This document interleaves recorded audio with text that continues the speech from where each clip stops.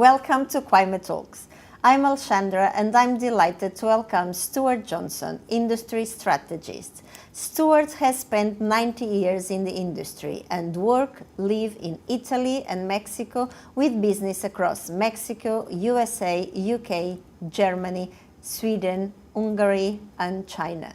It's a pleasure to have you with us. Stuart, with 90 years in the industry and hands-on experience across Europe, North America and China, you have seen electrification unfold at very different speeds. How has that multicultural perspective influenced the way you assess risk, negotiate partnerships and evaluate technical investments today? It's a very good question, Alexandra. In terms of risk assessment, culture doesn't really come into it. This is more about technical ability and availability. The financial stability of all the partners in the supply chain is important regardless of the culture. Now, when it comes to negotiating the partnership, to making sure the supply chain is both valuable and strong between the partners, cultural sensitivity does play an important role to make sure you get the best value and the best outcome. Technical investment, again, it's not really to do with culture, but it's in terms of, is the specific skill set there in the location that you're developing? Do you have to do everything from scratch, or is there very good colleges around, greenfield space, all the aptitude and availability for investment, maybe government incentive? Moving on with that, what I have seen is that you have an existing facility, then there is already an established way of working, an established mindset within the work environment. Now, the benefit of having a greenfield is that you can have fresh perspective. Youth, young engineers, young professionals coming in can bring a whole refresh of the mindset. And it's carefully and important to get a balance between existing knowledge with new ideas, and that is the most effective way. Definitely.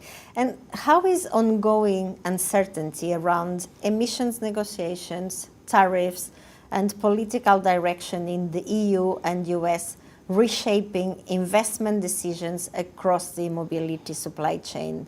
And what signals do industry players need most urgently to move forward with confidence? The most important thing is that we need clarity and stability, all of us. Unfortunately, what we've seen in the last couple of years, even to the most recent weeks, is all the tools that we have usually used in the business and industry to understand where we should invest for now and for the future. They're not working at the moment due to this. Now, due to the geopolitical tensions and also governments continuously changing policies on emissions targets, incentives and subsidies, it makes it difficult for companies in our industry to know which way to go, where to invest. And that's where knowledge and expertise is very important to navigate these troubled waters. And with China facing a lower demand leading to industrial overcapacity, how should European EV manufacturers position themselves? Through protection, differentiation, or deeper global integration? It's a very complex subject, of course. Car companies, as we know, are already integrated globally. So this will only continue to increase. So this takes care of itself naturally. Protection, it's a very double-edged sword. It's probably not a good long-term option for the business. Now, differentiation, that certainly has its merits. If you have to ship a vehicle or a component 14,000 nautical miles, that's a long way away. And by the nature of economies of scale, it means that your product has to be very standard. You see this on the open market when you walk into a dealership. Now, they can only offer the customers limited options. Now, a car is a very emotional purchase. For me it is anyway, and for a lot of people. And everyone has their own image, an idea of what they want from the car. And that's where localized supply chains and European manufacturers can take advantage and benefit, because they can offer options, customization, and better service. With multiple competing EV and e-mobility technologies, from hybrids and battery EVs to eVTOL, marine and heavy-duty electrification, how can companies make smart, future-proof investment choices when there is no clear technological winner yet? Well, from what I've experienced in the industry is that it's very diverse in end applications, as you've just said. eVTOL, cars, off-road products. These are all very different applications, very varied. And this goes down all the way across the supply chain. Raw material suppliers provide different materials. The stampers stamp in a different way with different dies. And even the machinery builders for the final assembly and value add. All the time they will find the best fit together with good collaboration and get the good supply chain for that specific motor. But there's no one size fits all. I don't believe there ever will be in this industry. Now, if we go to future-proofing the choices, where can you invest? What technologies should you push? The key is building flexibility in your capital investments.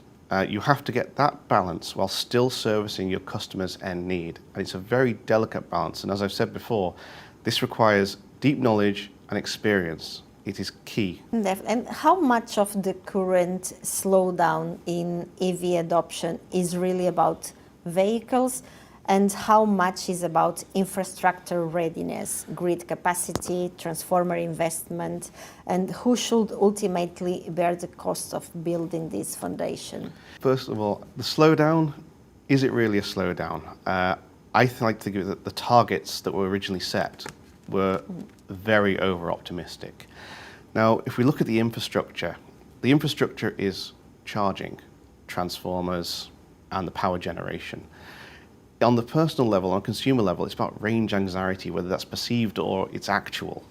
A combination of more chargers, which are being installed all the time, and the public perception will ease and remove the concern naturally. Unfortunately, as you quite see, there's lots of misinformation.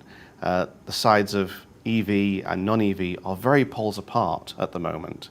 But there is a middle ground where you can take the data and also the opinions of either sides to reach your own personal conclusion.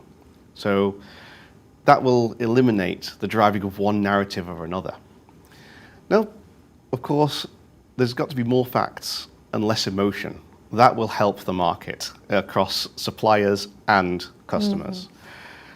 Now, regarding the slowdown, again, I said I think the targets are optimistic. It's not a slowdown. If we take one of the biggest markets in EV adoption right now, which is the UK, from 2024, I have read and looked at data which says in 2024 there were registrations of about 375,000 electric-only vehicles.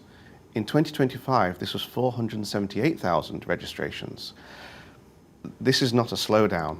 And if you look at the registrations in the entirety, almost 50% were electrified in some form. We had 23% full EV and the rest a mixture of hybrid and plug-in hybrid. So coming back to on who should bear the cost, because of course infrastructure, this all requires capital investment. The answer's already there in the market. We have Tesla installed the supercharger network for their cars, creating the market for their vehicles. Ionity was built under a partnership of multiple legacy OEMs to create a charging network for their product. And even petrol companies, you go to a service station, they have installed rapid chargers. The private sector is already investing in the area, regardless of whether a government subsidizes or not. If I take home chargers out of the equation, all it needs is time. Unlike petrol stations, it will grow. I can't comment on the grid capacity and transformer investment as it's not my main area of expertise, but we've already seen that there have been power outages globally, excluding electric vehicle and e-mobility expansion. So how is the industry going to adapt in that way? Is there enough raw material available? Is there capacity to build these transformers, and what is needed for the future? That part of the question is really interesting, sounds a great opportunity, but unfortunately, there's not much information that I can tell.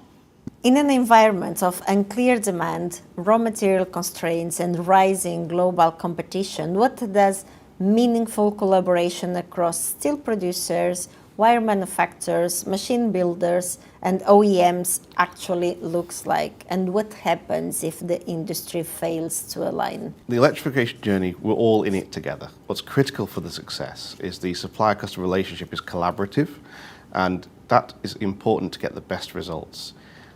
We've seen how the strong strategic focus of China has yielded remarkable results. And if we want to be in the market competitively, we need to be just as collaborative across the supply chain, from end customer all the way back to raw material supplier. Stuart, we have discussed uncertainty, technology shifts, and the complexity of global investment decisions. At CWIEME, initiatives like Future Engineers and Women in Engineering aim to close the talent gap and promote diversity across the sector. Given how dynamic this industry is, what advice would you give to students and young professionals considering a career in electrification and e-mobility? Well, I've been very fortunate in my 20 years to work with very diverse, very dynamic teams, and they have always been the very best people for the job. So it's a dynamic sector, and I would say in order to shine, work hard, and never feel that you are restricted by your race, your gender, or any other factor. Just work and be the best. And in that way, you'll shine, and everyone will have an opportunity who comes after you to also shine as well. I think it's excellent, like organisations such as CWIEME are promoting future engineers and women in engineering. This only helps to get the untapped talent out there and visible. There's a lot of it out there from everyone. Stuart, thank you for sharing your valuable insights and extensive experience with us today.